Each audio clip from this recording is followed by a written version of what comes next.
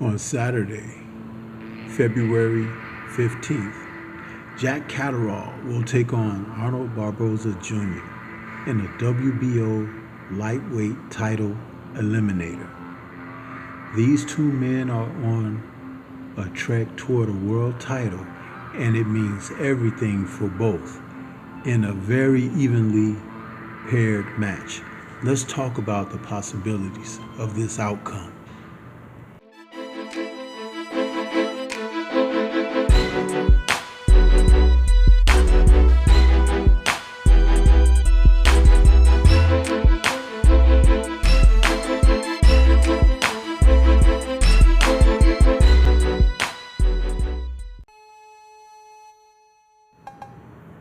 The upcoming super lightweight title match between Jack Catterall and Arnold Barbosa Jr.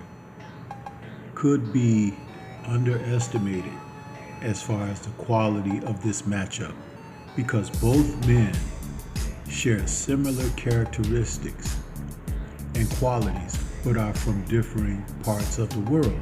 Of course, you have Catterall, who is from the UK, and Barbosa, who is from the United States. These two men are boxers who share so many traits that are similar but yet contrasting, that this could be one of the quality boxing matches of the year. And as I look forward to this fight, this particular video breakdown is going to tell you why I have the position that I have with these two men. The fact that they're facing one another is great because they're close enough in age, with Barbosa Jr. being 33, where Catterall is 31. In the division, there are not a lot of fighters who would want to take on either of these two guys because of what they bring to the ring, and that is ring IQ, boxing smarts, and the ability to make adjustments during a fight. I've watched both men do it. In the case of Barbosa Jr., he's coming in with his record of 31-0 with 11 KOs, but he's a technician and he's a guy who can step it up in moments. He's never gonna be known as a guy who is gonna go toe-to-toe, blow for blow, but he will look for opportunities, and he tries to punch with accuracy. I've noticed this about him. Catterall is not dissimilar. He is the type of fighter that is, I've labeled him as a throwback with the way that he boxes. A southpaw who's 5'7" with a 69-inch reach. He will set traps for people. He can come forward and be aggressive.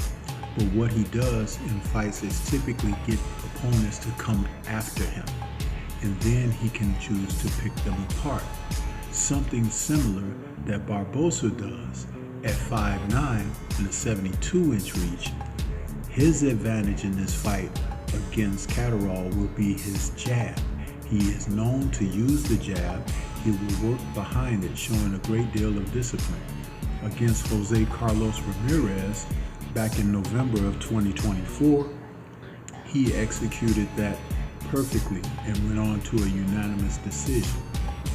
In the case of Catterall, when he finally got his rematch against Regis Prograis, he improved his record to 30-1 with 13 KOs, dropping Prograis all the while when people thought that he didn't have power, but he does. But Catterall's power is in his mental makeup.